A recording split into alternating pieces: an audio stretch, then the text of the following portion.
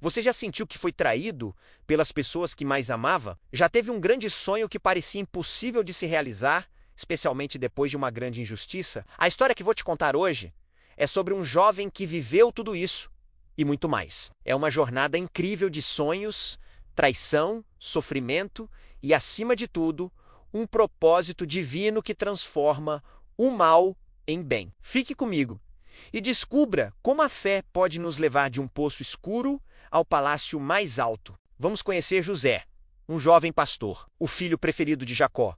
Seu pai o amava tanto que lhe deu uma túnica colorida, um presente que o destacava entre seus 10 irmãos mais velhos. Mas não era só a túnica que o tornava especial. José tinha sonhos, sonhos vívidos e proféticos enviados por Deus. Em um deles, ele viu os feixes de trigo de seus irmãos se curvando diante do seu. Em outro, o sol, a lua e 11 estrelas se prostravam diante dele. Ele, inocentemente, contou esses sonhos à sua família. Para seus irmãos, isso foi a gota d'água. O ciúme que já sentiam se transformou em ódio. Como o irmão mais novo ousava sonhar que um dia eles se curvariam a ele. A semente da inveja estava plantada e logo daria frutos amargos. Um dia, Jacó pediu a José que fosse ver como seus irmãos estavam, pastoreando as ovelhas longe de casa. Ao vê-lo se aproximando de longe, com sua túnica colorida, os irmãos viram a oportunidade perfeita. Lá vem o sonhador, disseram com desprezo.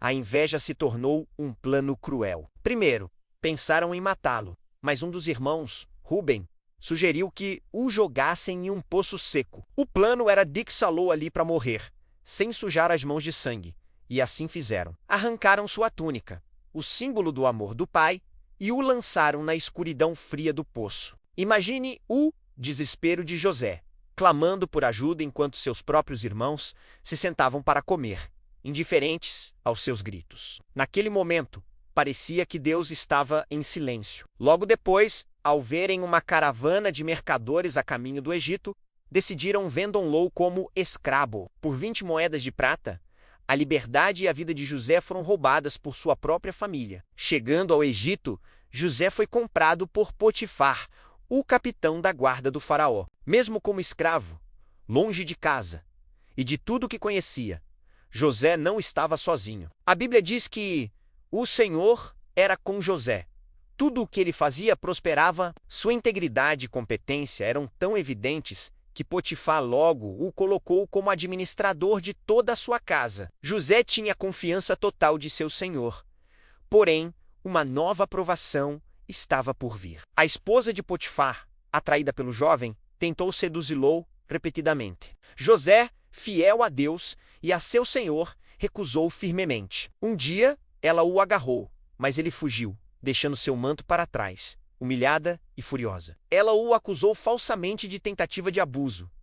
Sem questionar, Potifar mandou José para a prisão. Mais uma vez, injustiçado. Do poço para a escravidão, da escravidão para uma posição de confiança e agora para o fundo de uma prisão. Mesmo ali, na escuridão da cela, Deus não o abandonou. O carcereiro viu a mesma luz em José e logo o encarregou de todos os outros prisioneiros. Na prisão, José conheceu 2 servos do faraó, o padeiro-chefe e o copeiro-chefe. Ambos tiveram sonhos perturbadores na mesma noite e estavam angustiados por não saberem o significado. José, com a sabedoria que vinha de Deus, se ofereceu para interpretá-los. Ele disse ao copeiro que em 3 dias ele seria restaurado ao seu cargo, e ao padeiro que em 3 dias ele seria executado. Tudo aconteceu exatamente como José havia previsto. Ao copeiro, José fez um único pedido: quando tudo estiver bem contigo, por favor, lembra-te de mim e fala de mim ao faraó, para que eu possa sair deste lugar. Mas, uma vez livre e de volta ao palácio, o copeiro se esqueceu de José.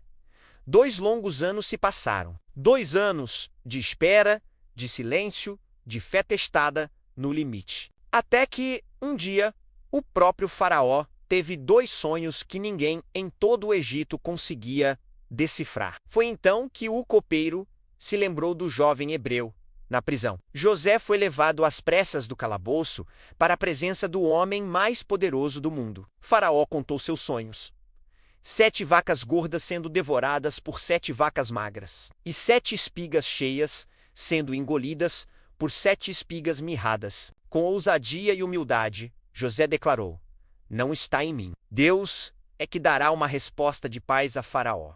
Ele explicou que os sonhos eram uma única mensagem de Deus. Viriam 7 anos de grande fartura em todo o Egito, seguidos por 7 anos de uma fome tão severa que a abundância seria esquecida. Mas José não parou na interpretação. Ele ofereceu um plano, sugeriu que Faraó escolhesse um homem sábio e prudente para governar o Egito, armazenando o excesso de grãos durante os anos de fartura, para salvar o povo durante os anos de fome. Faraó, impressionado com a sabedoria divina em José, olhou para ele e disse: haveria outro homem como este, em quem há o Espírito de Deus? Naquele dia, José, o escravo, o prisioneiro, foi nomeado governador de todo o Egito, o segundo no comando, abaixo apenas do próprio Faraó. A fome chegou, devastadora, não apenas no Egito, mas em todas as terras vizinhas, incluindo Canaã, onde a família de José vivia. Sem ter o que comer,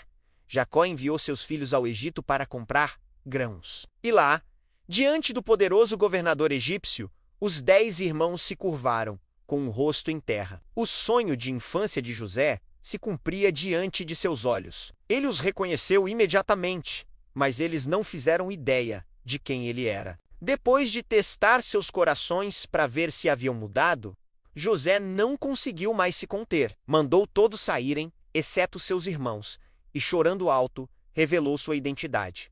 Eu sou José. Meu pai ainda vive. O choque, o medo e a vergonha tomaram conta deles. Mas em vez de vingança, eles encontraram graça. José os abraçou e disse as palavras: não se entristeçam, nem se irritem contra vocês mesmos por me terem vendido para cá, pois foi para preservar vidas que Deus me enviou adiante de vocês. Vocês intentaram o mal contra mim, porém Deus o transformou em bem. A história de José nos ensina que, mesmo nos momentos mais sombrios, quando a traição nos joga em um poço de desespero e a injustiça nos tranca em uma prisão, Deus está trabalhando. Ele tem um plano, um propósito que muitas vezes não conseguimos ver. Cada sofrimento, cada lágrima e cada ano de espera pode ser um degrau na escada que nos levará ao cumprimento do nosso destino. Talvez você esteja em seu próprio poço ou prisão, agora, se perguntando onde Deus está. Lembre-se de José. Confie que o mesmo Deus que transformou o mal em bem na vida dele, pode fazer o mesmo na sua. O que hoje parece o fim da sua história pode ser apenas o começo do seu palácio. Obrigado por assistir. Deixe seu like, compartilhe com alguém que precisa ouvir essa mensagem e se inscreva no canal para mais vídeos como este.